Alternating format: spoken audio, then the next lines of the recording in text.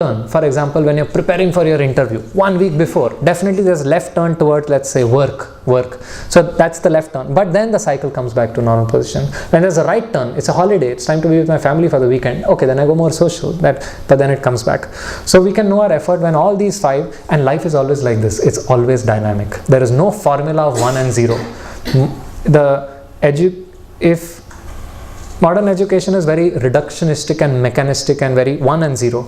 So this confusion comes of balance. But balance is binary. It's binary life. But life is not like, life is always in the gray. Life is this also and this also. Out of food and water, which is more important? Both. At some points, if you just had a run, you need a little more water. If you're little, you don't need, but food and water both are important. Same way, all these 5, when they're properly balanced.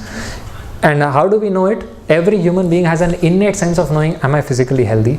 Am I mentally peaceful? Am I intellectually well engaged? Is my social life right? Am I emotionally balanced? Are my spiritual needs being accomplished? Then I'm doing my best. At certain points again, the balance will slightly shift for some time.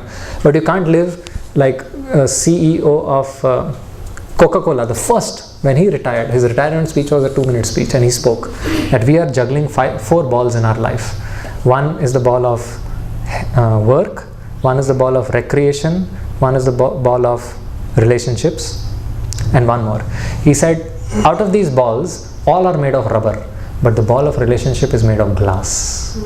All the other balls, at some point in your life, you can drop it for some time, but if you drop your relationships, you're broken. And he said, that's what I did in my life, don't do that. So whole life you have to juggling game, you have to balance it. And only when all 5 are, then you can say, I'm doing my best. Otherwise, it will become one-sided. Pepsi CEO, Indira Nui, she was asked in an interview, you get up at 4 a.m. in the morning, amazing, nice interview. In the end, she says, one of the reasons why I get up in the morning is I don't have much family life. I know I've neglected it. What to do? But now I have to drown myself in my work. There was this famous actress in the 70s who became a recluse. Recluse means just left society because life became so imbalanced. I was reading about Marilyn Monroe. Total imbalance of life. Committed suicide. World's most beautiful woman committed suicide because imbalance. Only one track. So she could have said, I'm doing my best, but it's not judged only in that one factor. Yeah, she did her best in her career. Best movie, best fame. Okay. But then what happened? Because these all were not there. Cycle. The left turn, once it's over, you have to come back straight. You can't continue the tilt. Then you crash. And that's what's happening. Make sense? Yeah. Okay. Thanks. Okay. Shall we go to the next?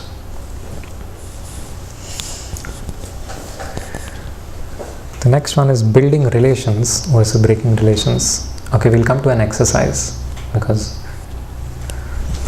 this 360-degree view is how the Pandavas led their life. It takes a village to raise a child. We are a product of so many people in our lives, and everyone has contributed substantially, meaningfully in a unique way.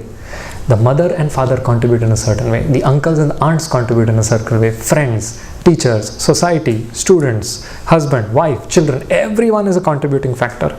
And the 360-degree view is a concept taken similar to management feedback concept. Superior feedback, peer feedback, subordinate feedback, self-feedback. Same thing is in relationships. When do we know that our relationships are perfect and happy? When all the roles I play in my life, from that person I get a yes, I get an affirmation, I get an approval. Then my life in relationships is balanced. Again, relations also may have an imbalance. With my wife I'm the best, but I don't have friends. Parents left them somewhere, talk to them once in a year. So can y'all say, what all roles do we play in our life? So many roles we are playing, and we have to balance all of them and give due importance and due gratitude, payback to all of them. What are the roles we play? Who would like to say what all roles you play in your life? Different roles. Father, teacher. Okay. Father, teacher, and son, husband, student. Friendship, and like being a true friend versus just a casual friend. Okay, friendship, deep friendship, and citizen. Employee. Employee, yeah, very good, employee. Leader. Sorry? Leader.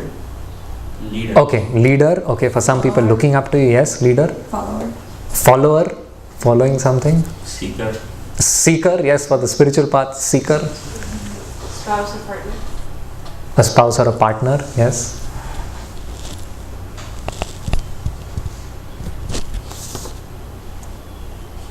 Disciple. Disciple on the spiritual path, yeah.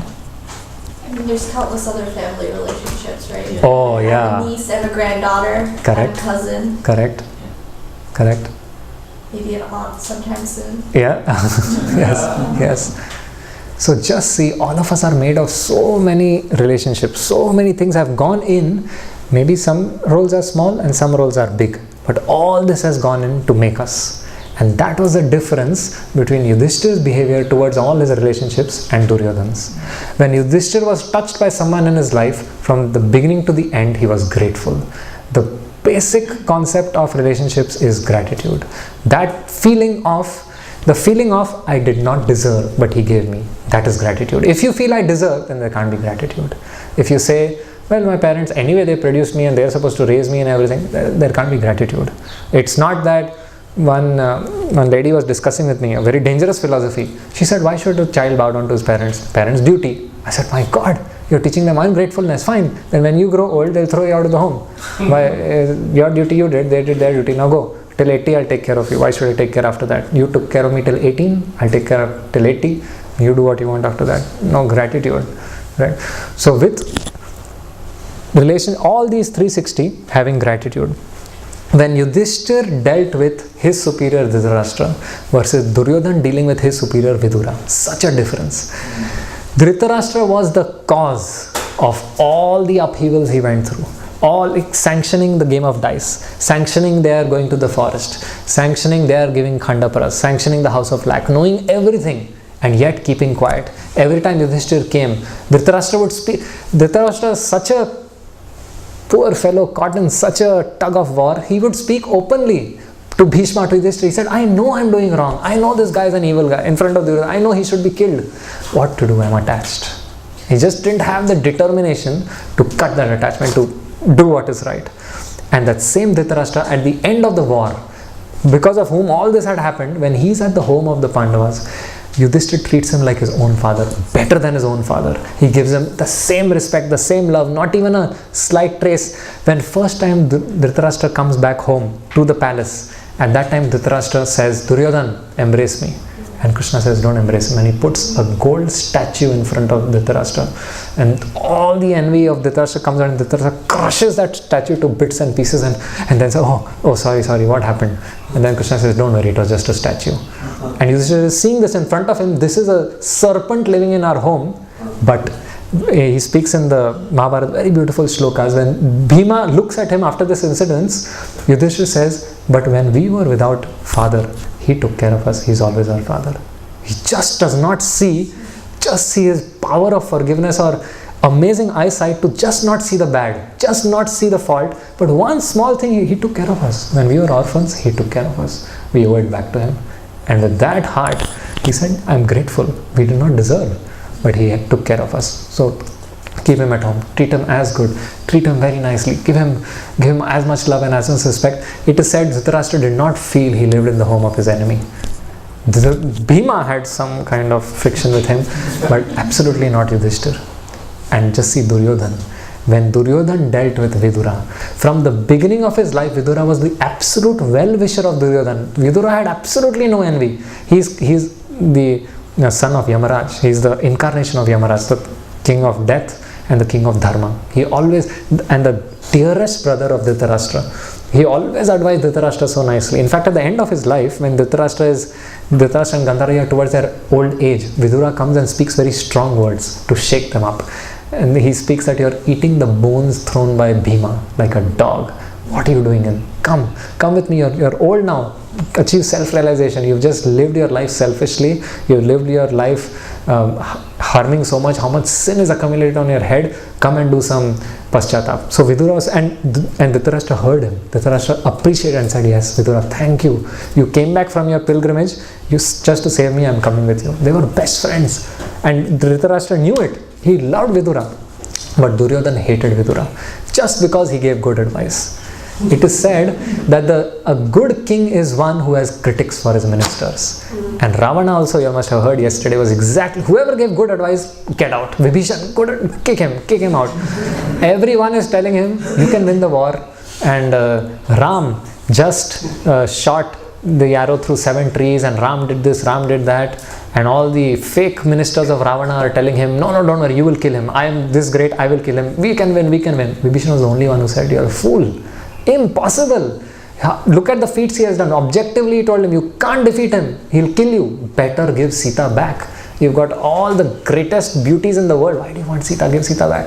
Vibhishan, you're my enemy. Kicked him in the chest. Get out from here. Same with Duryodhana. So much love he has raised him. Vidura, it is said, taught Duryodhana so much, taught the Kauravas when they come back home, because Dhritarashtra is blind, he doesn't have so much experience. Vidura is the one who's teaching them the art of war, the art of politics, the art of economy, everything. So much has happened, and now what is his gratitude? One day, when Krishna comes for the peace message, you know how many times it is said, one of the controversies, that Krishna said, let there be a war. How many times did Yudhishthira and Krishna try to make peace? 17 times. The same conversation 17 times, again and again, week after week. Krishna came back. First time, let us make peace. No, Duryodhana is saying. Bhishma is saying, Duryodhana, please listen. Hours of discussion. In the end, Duryodhana is saying, no, we will not make peace. Krishna goes back. Again comes back next week. Let us make peace. No, same thing. 17 times. The 17th time. Finally, when Krishna comes back and he speaks that please let us make peace, and he's saying, Duryodhana finally says, I will not give as much land to put a needle's head into it. Forget about. Finally, what is the compromise? The compromise started with half kingdom, second is 1/4 kingdom, 17th time when Krishna is meeting, he's saying, see, they are kings by nature, they have to rule, give them 5 villages. That's all. You keep the entire world, the entire earth, Hastinapur and all its riches is yours. Give them 5 villages in some corner, that's all. Any fool would have agreed. Okay, it's a very poor compromise. And later in the conversation, one of the brothers asked Duryodhana, why didn't you give 5 villages? And Duryodhana shows his insecurity. He says, they are such good kings. My entire kingdom will leave and go there if they know that Yudhishthira is the king. Definitely they'll go there. I can't give them anything. He is so insecure. Yeah, insecurity is such a problem of who will come above whom. There's one famous corporate case where Santro and Matisse was the other company in India a few years ago, where one of them, the subordinate, came up with a simple proposal to save crores of rupees by just a small change in the product assembly. And the boss took the papers. He was so insecure, he put the papers in his drawer and months didn't release it. And this employee is wondering what happened. The employee left the company, joined the other one, either Santro or Matisse. I think he went from Matisse to Santro, gave the proposal, they accepted it, saved crores of rupees, and then this whole issue came out that the boss finally said, I was insecure. If his papers went, he would go above me. And they said, you fool, you lost crores for the company, everything for your insecurity. If you had promoted him, you would also have got the credit. We would also given you so much. You could have supported him, you could have helped him. Couldn't you share your success? No. And same was Duryodhana's case. No sharing. Half the kingdom will go there. And so at this point when Krishna leaves, then Vidura comes and speaks very strongly to Duryodhana. He says, you're a fool. Give them what they want. They want 5 villages. Strongly he speaks. And that day finally he turns to Dhritarashtra again. He says, my dear Dhritarashtra, my only advice to you is your son is absolutely immature. He's still a child drinking his mother's milk. Don't allow him to choose what he wants. You should choose. Stop him. And then Duryodhana that day gets so angry. He said, you are like a serpent whom we fed milk and bananas and you bit the hand which fed you. You are unworthy. You are a dog whom we raised in our family. Get out from here forever. And that day Vidura leaves. And that's when he quits.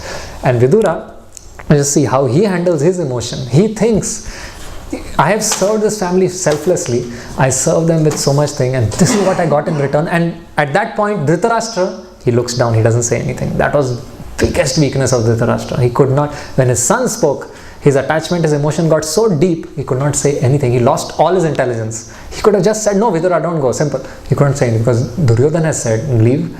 So he just looked down. Bhishma is looking down, he can't do anything. And Vidura kept his bow and arrow, and tears start coming out of his eyes, remembering all the memories of serving the Kaurav dynasty, serving this Kuru race, his days and years of how much, because for him also, to serve in that post of a king is not just enjoyment, it's more sacrifice, it is more selfless, it is more, he's going through all that, and now he's walking out, but he changes misfortune into good fortune, and he begins to think, so many years I was embroiled in politics, in this hard war between, anyway now I'm relatively a middle-aged old man, this is the perfect time. I was Yamaraj, and I am in the deathly Plutonian planets, judging someone to go to hell, judging someone to do this, do that.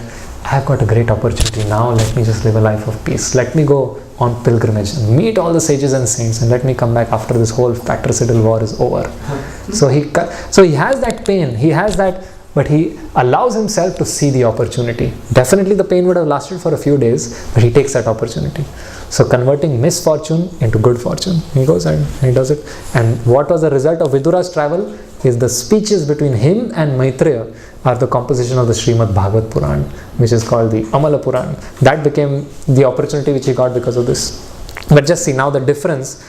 We are talking about gratitude to different relationships. Yudhishthir, such gratitude, although Dhritarashtra did so much wrong, but such gratitude because once he raised us. And Duryodhan, so much Vidura has contributed, so much help them, get out. Because you are saying, my father, you should not listen to me, for my own benefit.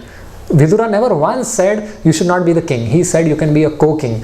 The compromise came so low that let them both be kings. That was not supposed to be. This is the only king. But now everyone finally came, okay, both be kings. That also Duryodhan didn't want. So it became a problem. And we see in people over things, that is such a issue these days, where we love things and use people rather than loving people and using things.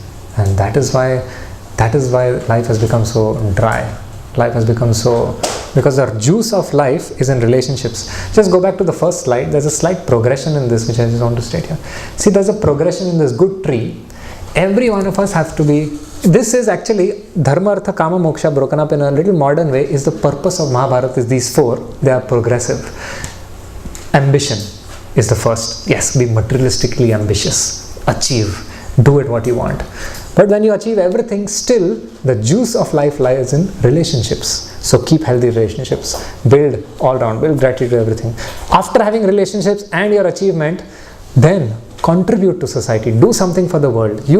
Life is after all meant for others. That will give you deep satisfaction. And finally, even if you do all these four, ultimately life ends at death. And then there comes devotion, the spiritual aspect. Okay, what are we going to do for the next life? So there's a progression in this. I think, did I speak this earlier? Yeah. Oh, sorry, I thought I didn't. So I'll just go back to that one. So using things and people, we see how Duryodhan, how Krishna inspires Ghatotkach to die, and Duryodhan is also inspiring Bhishma and Dronacharya to die, both in a very selfish way. On the day when Karna comes on the battle, he's got the Shakti weapon, which is one most dangerous and powerful weapon, and which Krishna is sure Arjuna can't face it, he'll be killed. And that day, Krishna goes and begins to speak to Ghatotkach. He glorifies Ghatotkach, that what you have contributed, how you have done, you're the son of Bhim, how you saved in so many situations, how you are such a glorious warrior.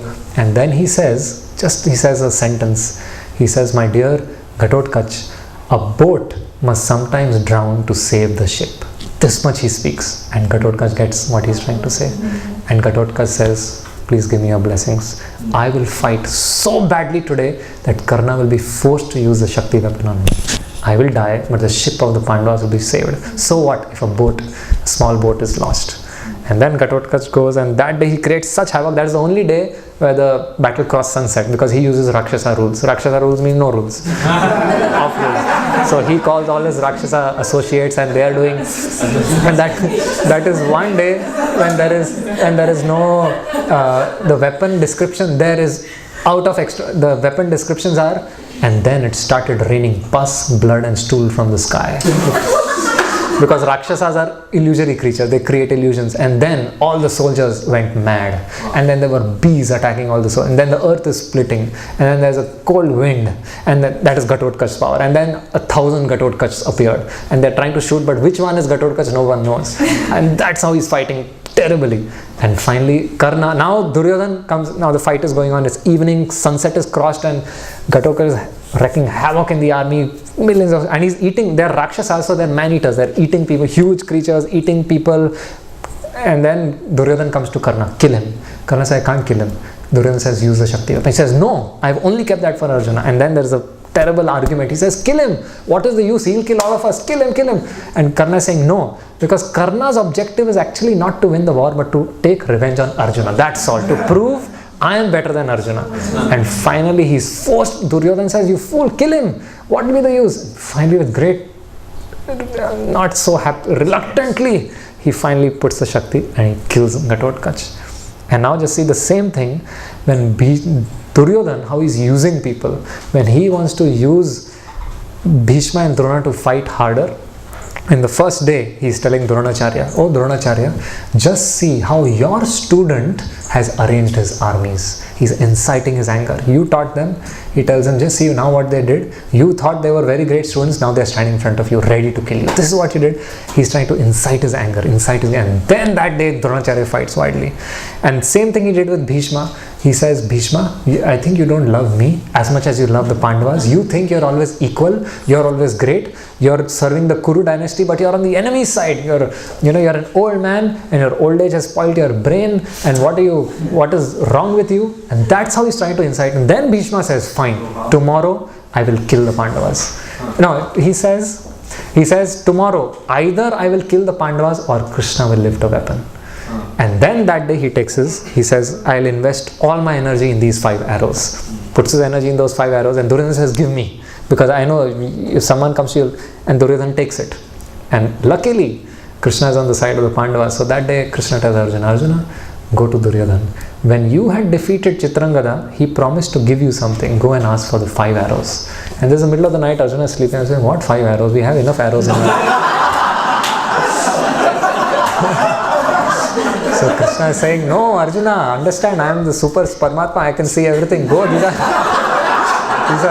I'm using my God power cheat codes here, but please go and take, those are very special arrows, they'll kill all of you. Take those 5 arrows. Then Arjuna comes to Duryodhan. Duryodhan says, give me the arrows. And Duryodhan immediately says, did Krishna tell you? He said yes. Duryodhan gives the arrows. Next morning Bhishma wakes up, says, where are the arrows? He says, no arrows. And Bhishma says, Krishna was behind this. He said yes. Then he says, today I will fight so badly. Either Arjuna will die or Krishna will lift his weapon. And then that day Bhishma fights with such strength, nobody can stop him. And now first time he faces Arjuna that day, maybe the 9th day or which day, he's fully blasting on Arjuna. And first time Arjuna actually faces Bhishma Pitama's power. The same man who defeated Parshuram. Now he understands what was Bhishma's power. And that day, for the first time, Krishna is getting worried that this is going out of control. Arjuna is no way able to handle what is going on. All his clouds of arrows are just disappearing in the eye. And Bhishma is not only killing Arjuna, he is massacring the army around Arjuna. Such power. Arjuna is just trying to focus on him. He is massacring the army and killing him. And then finally, he cuts one of the wheels of Arjuna's chariot. Then Krishna jumps down, picks up a wheel, and twice he does this. Picks up a wheel and runs to, and then Bhishma leaves his arrows. He said, oh Keshava, you said you keep your vow, you're breaking your vow. And then he says, yes, to protect my devotee, I'm ready to break my vow. I will kill you. And then Arjuna comes running behind, holds the feet up. He says, no, don't do it. You don't break your vow for me. And that point he freezes. And this is the picture. When Bhishma is dying, he's singing, Tribhuvana kamanam tamalavaranam ravikara gauravarambaram dadane vapurara kakala vritananam jam vijay sakhera tirastume namadya. On his deathbed he's lying with all the arrows piercing him. Final 56 days Bhishma spoke about Rajadharma, Stri Dharma, Kaitav Dharma and Rajniti, and 56 days of discussion, and what condition? No food, no water. That was the power of Bhishma's clarity of vision. If we have a little pain, we can't think straight. We have a headache, can't think straight. body pierced by arrows, and he's speaking the highest, most beautiful Bhishma Parva, one of the longest sections of Mahabharata, just the teachings of Bhishma. In the end now, he's finally going to die. And see the beauty of his death. Krishna tells the Pandavas, go and wear your kingly robes and come. And they say, Krishna is about to die. This is a sad situation. Shouldn't we be? He says, no. Where is Bhishma's heart? Really, Bhishma's heart is in seeing you happy. That's what he wanted whole life. But unfortunately, he's stuck in his politics. He doesn't want to play the role. He's stuck. He'll leave his life in peace finally when he knows Yudhishthir, Dharma is sitting on the throne. And you Pandavas are saying, go and wear your best regal royal clothes. And they come dressed as kings, and that day Bhishma is fully satisfied. Yes, now my aim is achieved. And then he sings this beautiful shloka. He's saying, oh my dear Krishna. And first he's telling them that Eso Vai Bhagavan Sakshat Adyo Narayana Puman, and that this is Krishna, this is the Supreme Personality of Godhead himself standing here. But by his own self-created illusory potence, he is bewildering anyone. Nobody can recognize him. He's behaving like a Adyo Narayan. He is Narayan, but he's behaving like an ordinary man. And he's walking amongst you, Vrishnis and Pandavas, and you think he's your friend. No, he's the Supreme Personality of Godhead. And then finally he speaks, Tribhuvanaka Manam. He's saying, oh my dear Lord, may that form appear before me. When you were on that chariot and I was shooting arrows at you, and the arrows were piercing you, and blood was coming out, because the relationship between Krishna and Bhishma is of Virya Ras. It is the chivalry rasa. All of us have different tastes which we enjoy, different relationships. There are 5 main and 7 secondary, 12 total relationships. So chivalry is one of them, the fight. So Bhishma is shooting him. He says, let that picture remain. Vijay Sakhe Rati Astume Navad. Let that picture remain always in my mind. And then when Bhishma gives up his body, it is said that all the saints and the sages and everyone assembled there, like birds chirping at the end of the day, come to a silence. Everyone became silent. And the greatest soul amongst us has now departed. Everyone's crying tears in their eyes. So that is about, here we are talking about Duryodhana instigating them using people over things. So I'm halfway through and the time is up.